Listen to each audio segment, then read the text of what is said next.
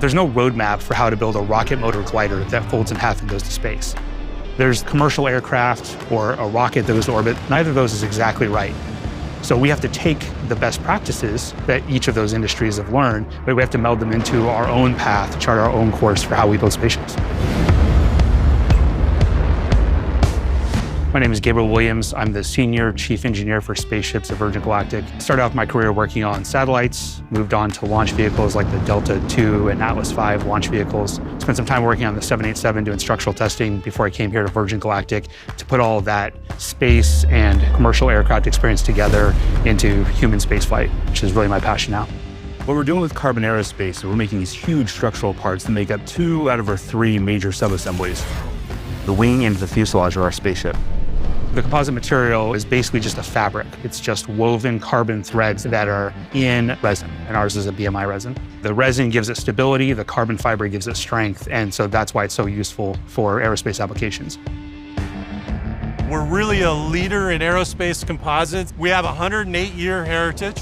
We built the F-4U Corsair, which was the mainline Navy fighter in the Pacific during World War II, built a considerable portion of the B-2 bomber. So we have a long history of building aircraft and invested in this strange technology called composites. Composite material is made of both a fiber and a resin. And a BMI refers to the bismuth resin system that's being used. It's a higher quality material than what's traditionally used that you would see in a traditional airplane, something like a carbon epoxy. That's a resin system that is fantastic as long as you don't go to high temperatures. Now, when we go to space, it's cold in space, but getting up there and coming back, you heat things up. And so that's where the higher temperature, higher performing system of a BMI delivers a superior performance. We fly at Mach 3 during boost, so we get very high aerothermal heating. BMI is structurally capable. We can have the structural material be at the surface and take the aerothermal heating directly, and we don't have to add additional thermal protection system. And that just saves us weight, manufacturing time, and makes the whole design much easier. It's a great opportunity for Virgin Galactic to leverage off of our experience. They can count on the fact that we can build world-class aerostructures. What we brought to the picture was setting up a true production line. We have tooled this to be able to build the next 4, the next 8, the next 16, the next 24. As we move forward, everything that we're doing is completely repeatable. The basic steps for manufacturing composite parts are building the tool to lay it up on, laying the part up, then you bag it to prepare for the autoclave, put it in the autoclave, then when it comes out of the autoclave, then you trim it to the right shape, and finally you inspect it, including visual inspections and NDT. There's many different types of tools you make. There's a composite layup mold that gives the shape of the part.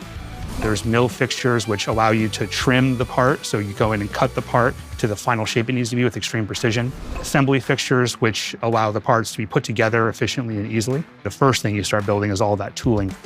When you're actually making the composite part itself, it starts off with the layup. Think of sheets of fabric. It's this resin-reinforced carbon fiber. You have to cut hundreds of little pieces of fabric that are just the right shape so you can stack them all up in the right areas and wrap them around curved parts and make them be exactly what you want. My name is Shan Henderson, and I am a Senior Bonder Specialist here at Carbon Aerospace. All layup is us taking the material that has been cut out, and once it's cut, it's placed in sequential order so we know how to lay it up based on what our engineers have designed. And we have a ply chart that tells us step by step what ply needs to go with what and when we need to lay it up. So we are following a strict guideline. And then you're literally placing it on your tool and you're getting into the radius, pressing it down and getting all the trapped air out. So you build those pieces up until it has the right thickness and the shape that you want, then you bag it and cure it in an autoclave. I'm Brandon Cornell. I'm an operations supervisor here at Carbon Aerospace, working for the Virgin Galactic program. Our autoclaves are one of the largest in the industry. We put our parts into the autoclave, our giant oven, under vacuum.